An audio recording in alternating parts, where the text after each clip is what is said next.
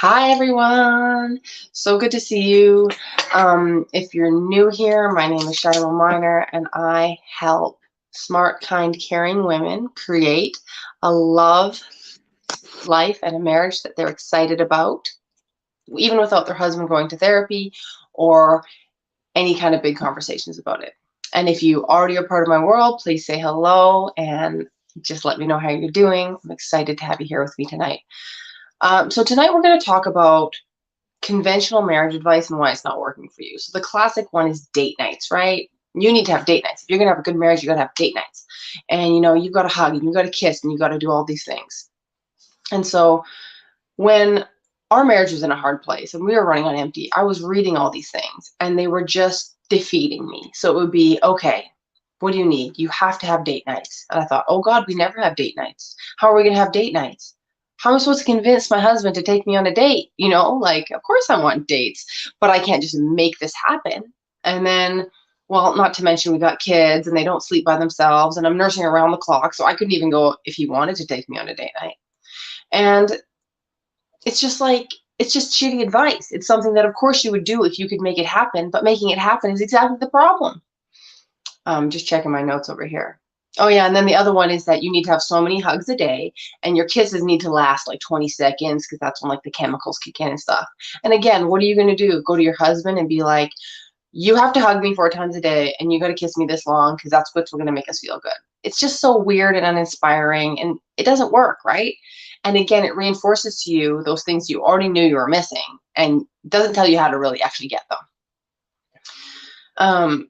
And then the third one, I've said this before, but drives me crazy. I read these really classic, great books on marriage that have tons of great information about them in them. But the biggest flaw is they're presented as though your husband is happy to sit down with you and read the whole thing and then do all the exercises together. This is the last thing on earth that your husband wants to do with you, especially if your marriage is not going well. If your marriage is going well, he'll probably do just about anything for you to see you smile. But when your marriage is going badly, he's going to be like, no, there's no way I'm spending my evenings doing this. And I think it's kind of a crime that they present it this way because it's a fact that 80% of self-help is read by women. So these authors know that it's mostly women picking up these books and trying to get their husbands into them. And not only does that not work, but it actually increases your problem, because one of the main problems that happens in our marriage is we women try to fix our husbands and we try to teach them and we try to rope them into stuff, which feels very disrespectful to them and causes them to back off more and more. It's like pulling on this rope and they're digging their heels in. So the real problem with this is when our husbands don't participate in these things with us, we think it's unique. We think he's extraordinarily lazy or he just doesn't care about us. And I want to say to you, this is not true. This is not true. There's so many ways he can show he cares about you that has nothing to do with reading books and doing exercises. It just has nothing to do with it. And so I just kept digging and digging. And you know where I found the best advice? It was for dating advice. And that's because the advice was given to women as individuals and to men as individuals. Because it's when someone is motivated to achieve some kind of experience, some love, some connection, they're going to go do the work on it. The other person in the party is not going to do that work because they're not particularly motivated in that way, or they don't believe in it, or that's just not the time for them.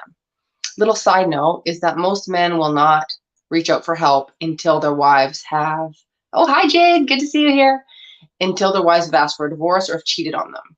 And this is something that I have seen with my clients, and I've read it everywhere, is that the level of crisis needs to be much higher before most men will reach out for help, whereas women will see the signs coming and they'll experience the anticipation of, if this goes on this way, things are not going to last. And so they'll be starting looking for help much sooner. So if this advice doesn't work, if you can't make your husband take you on date nights or make him kiss you and hug you, what should you do? You should focus on yourself. And I know this can feel so frustrating and counterintuitive because you do have legitimate needs that need to be met. This is not the end of the story that you focus on yourself. But the first step is to take all that energy and just focus it back on you. And you back way off and you don't talk to him about the problems. Because when your marriage is stressful, you feel awful. Like your whole world is falling apart and you're not happy. Isn't that what people always say? Well, why did you get divorced? Well, I just wasn't happy. And sometimes that's it. It's just that cut and dry. But often there's a lot of other reasons we're not happy. It's not just because our husband's not doing the right things and not responding to us the way we want him to. Maybe it's because we're doing things we don't want to and we feel resentful. Maybe it's because we've chosen not to pursue our dreams and our passions, and we're blaming that choice on our husbands and on our circumstances, maybe even on our kids. Maybe we're having a midlife crisis and we're regretting all the years spent serving others and people pleasing. Brene Brown has a great little blog called The Midlife Unraveling that you should check out if you're feeling extremely dissatisfied in your life. And the bottom line is we don't like our lives and we don't like who we've become. And I think that's the hardest part. We're like, I'm irritated, I'm resentful, I'm angry, I'm nagging. I'm like, who is this person? What happened to me? I used to be this cool, adventurous, smart, fun-loving woman. And now I'm just like, he would, like the attitude is always coming out, passive aggressive comments. And, people say, oh, that's the men, that's the kids. It's like, yeah, family life killed all that. That thing that we dreamed of, getting married and have a family, that's to blame. That's why, we feel like crap. Or maybe that's not it, right? What if we shook off the conditioning that marriage means we have to be everything to everybody and everyone? And what if we found ourselves and we're built our own lives and our own identities within our marriages? And it can be done. I mean, I did this, my clients do this.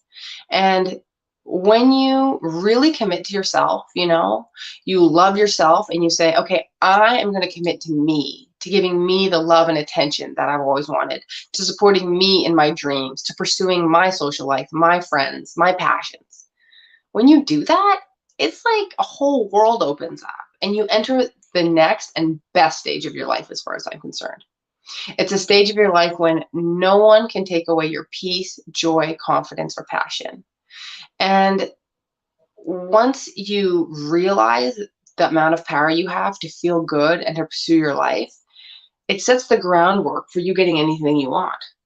Honestly, just creating the life you want.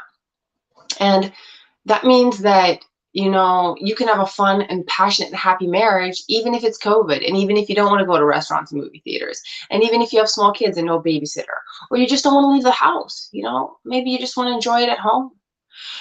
Your love story can flourish within the particular circumstances, just like it did in the beginning. Remember when you first started dating and it was like, oh, I just love grocery shopping with you and driving on errands and stuff because you just loved each other's company and you felt so alive. To me, that's the real life love story. I'm wearing these gorgeous plastic jewels here tonight that my two sons made for me. They thought it was so beautiful and they wanted me to wear them all at once. And it's a reminder of this concept that I believe in so deeply, and that's the real life love story. It's not always the glamour. It's not always the Instagram pictures. It's not always family vacations or date nights. It's deep satisfaction and joy and comfort with your husband and your family in the day-to-day of your lives, where you don't need to escape your lives to have that, but it's part of the fabric of your everyday life. And then that means that you can have date nights and you can go out or you cannot, but you can still be happy. You can create it in whatever way you want. Okay, so what did I say today? Basically, that regular marriage advice will have you trying to control your husband, and you need to not do that. You need to stop trying to make him do the things that will fix you. That's number one. And number two, you need to pour all that energy and concentration and focus into yourself, into making your life as wonderful as you can possibly make it. And then after that is when the different techniques for communication or bringing emotional safety or inspiring your husband to do for you, that's when those things can happen, and they can happen quite easily. But it's when we start them too soon. It's when we start asking for things and demanding things when we're still really unhappy, when we never smile at our husband anymore, when we've stopped saying thank you for anything because we're so bitter. Like no techniques are going to work under those circumstances. So that's what I'm offering, that you can create this beautiful love story without your husband's involvement, without nagging him and negotiating with him all day and night. Where you live with someone who sees you, appreciates you, and gives you all the hugs and kisses you could ever want. Because he's going to want to do that. It's going to be natural. He's going to be inspired to do that once you turn this thing around. That's what my one-on-one clients are creating in their lives right now. And even though my roster is full right now, if you're interested in coaching, send me a message and we can talk about how you can get on the wait list. And I'm really excited to announce that I'm organizing a group coaching call for the first time ever. And it's going to be like just a girl party filled with joy and sharing and wisdom that's actually going to help you go home hopeful about your marriage and with new strategies for how to improve that connection. And so if you want to be part of that, also send me a note and I'll make sure that you're on the list and you get all the information for when that date is announced. Anyhow, it's been wonderful to share with you tonight. I hope you have a wonderful evening and don't be shy to reach out. Take care.